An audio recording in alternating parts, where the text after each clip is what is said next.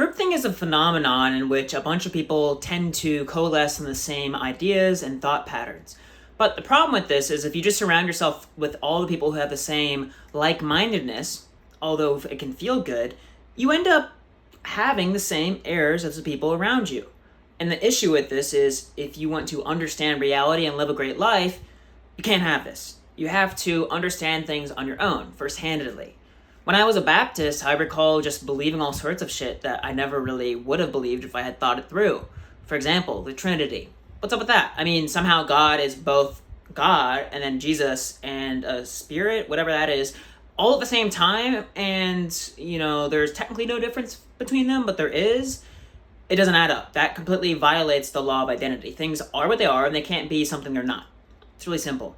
But apparently the Trinity, which has been canonized, is something, it's a contradiction that has basically been passed down throughout the centuries and the millennia.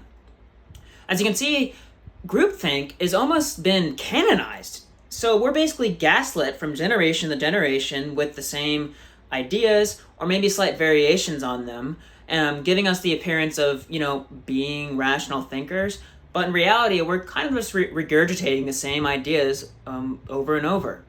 And the way to break the cycle is to ask yourself, how do I know whether or not this is true? Am I just believing it because I've been told a bunch of stories about it and there's some sort of argument I've told myself that seems to make it make sense?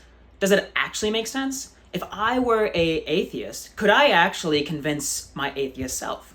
That is a question I began to ask myself as a Christian, and it made me realize, holy shit, I don't know what the fuck I'm talking about.